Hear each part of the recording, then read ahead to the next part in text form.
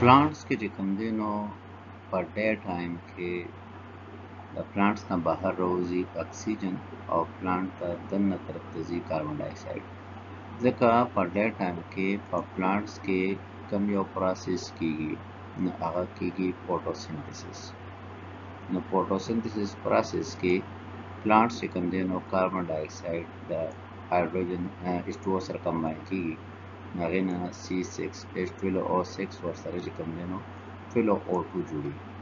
اوس په ډے ټایم کې چې کوم اکسیجن جوړیږي په پلانټس کې دننه د فوټوسنتھسس پروسس په وجه باندې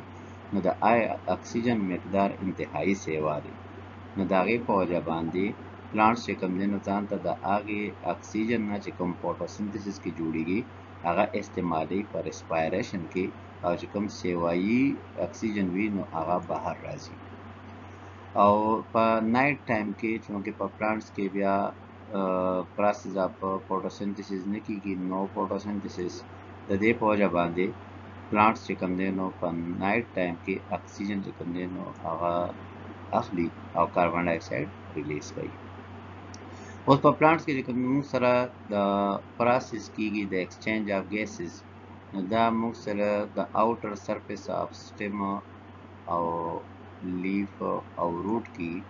او هغه اوټر سرفیس څوک دی هغه اپیډرمس دی او دا اپیډرمس بیا موږ سره پرووایډ دی with a specific outermost layer which is known as a cuticle یعنی د پلانټ چې کوم دا د روټ دی که سټیم دی که لیف دی نو په هغې باندې موجود دی اپیډرمس او د اپیډرمس د پاسه بیا یو لیر موجود دی ته وایي کیوټیکل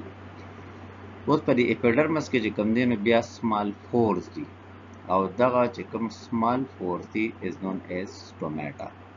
او د سټومیټا په ذریعه سره په اپیډرمس کې د سټومیټا په ذریعه سره ایکسچینج اف ګیسز کیږي بټوین انوایرنمنت اینڈ پلانټ دویم چې کوم د پلانټ سټیم دی د هغې د پاسه یو سپیسیفیک اوپننګ موجود دي او هغې ته ویل کېږي لینټیکلز او د لینټیکلز په ذریعه سره یعنی سټیم کې لینټیکلز او په لیف کې سټومیټا د دې په ذریعه سره ایکسچینج اف ګیسز کیږي په پلانټ کې اوس دا پلانټ یې درکړی دی دې پلانټ کې چې کوم دی نو سره په نایټ ټایم کې دا یې شو کړی دی چې نایټ ټایم کې پلانټ ته دننه څوک ځي اکسیجن او د پلانټ نه بهر انوایرنمنټ ته څوک راځي کاربن ډای اکساید اوس په ډے ټایم کې دا پلانټ په دې هاف حصه باندې د انور لګي نو په ډے ټایم کې د پلانټ نه بهر څوک راځي اکسیجن او پلانټ ته دننه طرف ته څوک ځي کاربن ډای اکساید دا بیا تاسو ته د لیف چې کوم دی د هغې اناټمي ښودلې ده نو د لیف چې کوم د اوټر موسټ لیر دی ته ویل کېږي کیوټیکل بیا د لیف چې کومه دا دویم لیر ته ویل کېږي میزوفیل بیا د لیف چې کوم دی د هغې په اوټر موسټ اپیډرمس کې سټومیټا ده او دا چې کوم دی د دې سټومیټا په ذریعې سره لیف ته دننه اکسیجن ځي یا د لیف نه بهر کاربن ډای اکساید راځي یا ایکسچینج اف ګیسز کېږي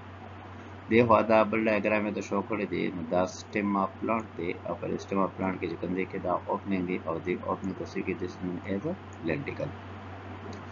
اوس دا چې کوم فارمرز دي نو دا فارمرز چې کوم دی ولې ځمکه اړوي او ټایلینګ پروسس کوي یا سایډ ډرینیج پروسس کوي نو دا ټایلینګ پروسس موږ سره دوه قسمه هیلپ کوي یو چې کوم د ځمکه واړوي نو یو خو دې کې اکسیجن په اسانتیا سره دننه چې کوم دی نو خاورو ته تللی شي او دننه کوم سیډز جرمینیشن پروسس کوي نو یې ته پرووایډ کېږي او دویم دی کې کوم واټر مالیکول دي نو هغه هم په اسانه باندې ډرینیج کېږي د یو ځای نه بل ځای ته تللی شي اوس دا ګیسز ایکسچینج په هیومن باډي کې ده نو دا هیومن باډي دراصل موږ سره دوه قسمه ارګانیزم دي څه هغه ارګانیزم دي چې په ځمکه باندې اوسېږي نو هغې ته ټیریسټریل وایي او څه هغه ارګانیزم دي چې هغه په اوبو کې اوسېږي نو هغې ته ایکواټیک وایي اوس دا ټیریسټریل ارګانیزم د دې د جسم دپاره چې کوم ایکسچینج اف ګیسز کېږي نو هغه کېږي د لنګس په ذریعې سره او چې کوم ایکواټیک دي نو پایې کې یعنی په اوبو کې چې څوک اوسېږي که مایع دی یا که نور مختلف قسم ته ډفرنٹ ادر ایکواټیک ارګانیزم دي نو پای کې ایکسچینج اف ګیسز دپاره موجود دي ګلز او چې کوم په ارث سرفیس باندې اوسېږي یعنی ایت ټیریسټریل موډ اپلای کوي یعنی په ځمکه باندې اوسېدونکي کوم ارګانیزم دي نو د هغې په جسم کې چې کوم دی د ایکسچینج اف ګیسز دپاره موجود دی لنګس. اوس دا چې کومه ریسپایریټري سیسټم دی په هیومن کې نو دا په دوه حصو باندې مشتمل دی. یوه حصې ته ایر پیسیج وی وایي او دویمه حصې ته چې کوم دی ویل کېږي لنګس. اوس په دا ایر پیسیج وی کې چې کوم دی نو کم حصې دي نو دا موږ سره یو لانګ ټیوبس باندې مشتمل دی او هغه ټیوبس کې چې کوم دی دننه ډفرنټ پارټس دي چې یو ته ویل کېږي نسکلز، بل ته ویل کېږي nasal cavity, بل ته pharynx، بل ته larynx، trachea، bronchi او bronchiole. اوس دا nostrils چې کوم دی نو موږ سره دا کوم اوپننګ دی په نوز کې نو دراصل دی اوپننګ ته ویل کېږي is known as nostrils. یعنی د ډایګرام کې چې کوم دی نو دا د پوزې د سوراخ ته دراصل nostril وایي. د دې پوزې د سوراخ نه دننه ترته چې کوم پکې بیا دا کیویټي ده، کیویټي دراصل ګیر چاپیره دیوالونو او منځ کې خالي ځای یعنی پوزه ده نو په پوزه کې دننه کوم دا خالي ځای دی نو دې نه ګیر چاپیره کوم دی د پوزې دا لیر موجود دی او منځ کې دا خالي ځای دی دراصل کیویټي وایي. خو چونکې دا کیویټي دلته کې په پوزه کې موجود دی او پوزه ته نوز وایي په دې وجه باندې کیویټي ته نیزل کیویټي وایي. او بل چې کوم دا نیزل کیویټي ده نو دا انټرنل بیا راغلی چېرته ده دا راغلی دننه دغه ته پیرنګس ته. اوس دا پیرنګس کوم قسم ته ځای دی؟ دا پیرنګس داسې ځای دی چې یو خوا دې ته راغلی دی ماوت یعنې ګوره دا ماوت دی نو دا هم راغلی دلته پیرنګس ته او دویم چې کوم دی نو موږ سره د نوز دا چې کوم لاره ده نو دا هم راغلی پیرنګس ته. نو دا پیرنګس داسې پوینټ دی چې په دې کې چې کوم دی دواړه کمباین کېږي، یو خوا د نوز دا چې کوم پاتوی ده او بل خوا د ماوت چې کوم دا پاتوی ده یعنی که یو کس روټۍ خوري نو هغه هم د پیرنګس ته راځي او که یو کس په پوزه ساه اخلي نو هغه هم د پیرنګس ته راځي. نو د پیرنګس کې دا دواړه یو ځای شوي دي. بیا د پیرنګس نه بعد دا لارې جدا شوي دي نو دلته کې موږ سره چې دې کې کوم دا لار ده نو دا موږ سره دراصل د اسوفیګس شوه او دا چې کوم لار ده نو دا موږ سره دراصل د ټریکیا ده. ټریکیا ډایګرام اړې دي جوړ کړی دی نو چې دلته کې دا پاتوی د یو بل نه د پیرنګس نه په پیرنګس کې ډایجسټیو سیستم او په پیرنګس کې ریسپایریټري سیستم دواړه یو ځای کېږي. خو د پیرنګس نه بعد چې کوم دی نو ډایجسټیو سیستم هغه ځان ته سپریټ کېږي د اسوفیګس بیا سټومک بیا سمارټ انټسټاین لارج انټسټاین او دلته کې دا ریسپایریټري سیستم سپریټ کېږي د پیرنګس نه بعد او دا موږ سره کنورټ کېږي په کوم یو په ټیوب باندې مشتمل دی په ټریکیا باندې. ټریکیا نه بعد چې کوم موږ سره بیا ټیوب دی نو هغې ته بیا ویل کېږي از نون ایز برانکي. نو دا برانکي شو د برانکي نه بعد چې کوم بیا سمال ټیوبز دي نو هغې ته ویل کېږي از نون ایز ټریکیول اپر لنګس کې دننه موجود دي یعنې ټریکیولز او الویولای دا دواړه په لنګس کې دننه دي او دا چې کومه دا دی برانکي ده نو برانکي دوه دي یو رائټ لنګس ته تللي ده یو لیفټ لنګ ته تللي ده او دا برانکي چې کوم دی نو موږ سره دا یو برانکي شوه دا بله برانکي شوه او دا لنګ نه بهر دي او دا ټریکیا دا چې کوم دی داسې ټیوب دی چې دی موږ سره کنیکټ کړی دا برانکي د چا سره دلته کې دا پیرنګس سره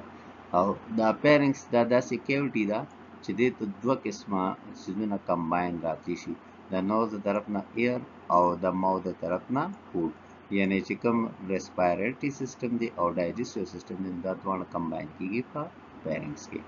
او دلته کې چې کوم دی نو موږ سره ایر انټر کېږي د نسل نه نیزل کیویټي او بیا پیرنګس ته بیا ټریکیا ته او بیا دلته کې چې کوم دی نو برانکي او دلته کې لاست کوم دی لنګس ته. اوس د پیرنګس نه بعد دې کې یو بل سټرکچر موجود دی دې ته ویل کېږي از نون ایز لارنګس. دا لارنګس آلسو نون ایز وایس باکس.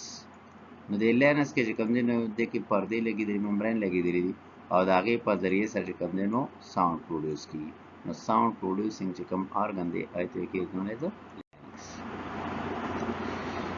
نو دا موږ ډفرنٹ دا چې کوم پارټس په ډایګرام کې ووایي نو یو پکې لارنګس نو لارنګس آلسو نون ایز ساوند باکس دویم موږ وویل چې کله پوډ دا ځي دننه د دغه نه د پیرنګس نه دننه دغه ته دا فرض کړو موږ سره پیرنګس شو د دې پیرنګس نه بعد چې کوم دی د کې ټیوب دوه دي یو ټیوب چې کوم دی هغه اسوفیګس والا دی دویم ټیوب چې کوم دی هغه ټریکیا والا دی اوس دا چې کوم اسوفیګس والا ټیوب دی او دې ته دننه پوډ ور روان دی او دې خوا چې کوم دی نو یو کس دی هغه ورسره ساه واخیسته نو چې کله اسوفیګس والا ټیوب ته دې ته خوراک دننه ځي نو په هغه دوران کې د دې بل ټیوب د پاسه یو کور موجود دی او دې کور ته کې از نون ایز ګلاټس دې د پاسه ډکنه ده نو ډکنه چې کوم دی نو د ټریک یا د پاسه چې کوم ډکنه ده هغه بند شي نو چې هغه بند شي نو موږ سره خوراک چې کوم دی هغه د پیرنګس نه لاړ شي چرته اسوفیګس ته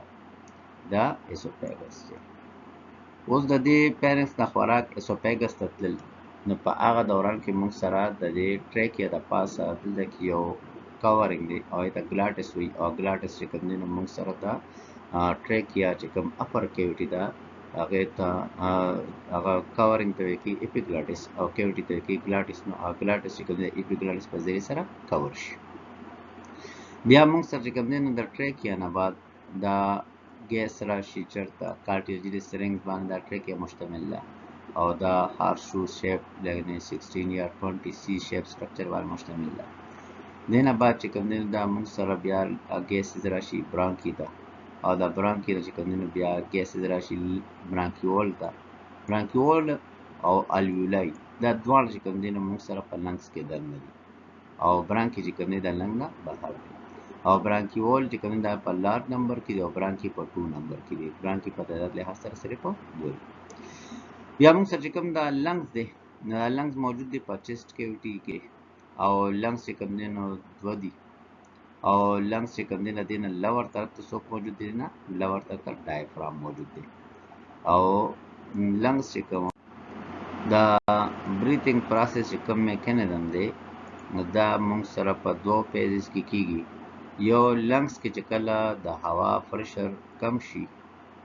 دای په وجه باندې د بهر نه هوا درنه لنګس ته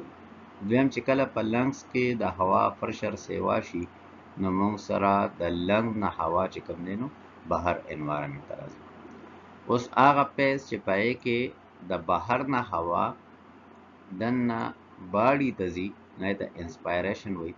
او دویم د انسپایریشن پروسس موږ سره د چاله وجه نه کیږي نو یو خوا دا د انټرکاسټل مسل او دویم د ډایفرام د وجه نو په دې انسپایریشن پروسس کې د ډایفرام چې کوم دی دا په فلیټ شیپ کې وي او دویم چې کوم دی کې انټرکاسټل مسل ا کنټریکټ شي نو دا ریبس چې کوم دی د یو بل نه الیویټډ حالت تر شي بهر طرف ته لاسه راشي او داغه په وجه باندې موږ سره ریب کیچ کې دنه سپیس سیوا شي دین د ایکسپایریشن پروسس دی نو دا موږ سره کېږي د انټرکاسټل مسلز په دې کې ریلیکس وي او ډایفرام هم پکې ریلیکس حالت کې وي او چې کله ډایفرام موږ سره ریلیکس کنډیشن کې وي نو دی بیا موږ سره ډوم شیپ کې موجود وي کوم شیپ کې ډوم شیپ کې یعنی دې کې چې کوم دا ډومبه دی دا ډایګرام دا انهیلیشن والا دی نو په انهیلیشن کې دې کې ډایفرام چې کوم دی نو کوم شیپ کې دا پلیټ شیپ کې دا سینه و په نه و موجود وي نو داغه په وجه باندې دې کې چې کوم دا ریب کیچ کې سپیس دی نو دا موږ سره انتهایی سیوا دی دا ریب کیچ کې سپیس او دویم چې کوم دی کې دا ریبس دي نو دا ریبس چې کله موږ سره کنټریکټ شي نو داغه په وجه باندې دا چیسټ اپورډ راشي او داغه اپورډ راتلو په وجه باندې موږ سره اپورډ او فارورډ نو دې کې سپیس چې کوم دی نو 25 کیویټي کې سیوا شي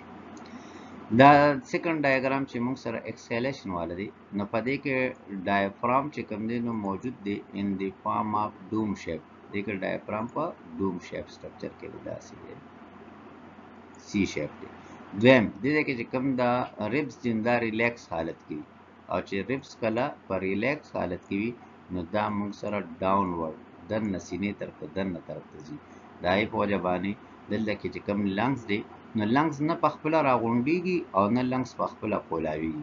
د دې لنګز راغونډېدل او کولاوېدل دا چا د وجې نه کېږي؟ یو خوا د ریبس د وجې نه او دویم د ډایفرام د وجې نه. نو چې کله ډایفرام ډوم شیپ شي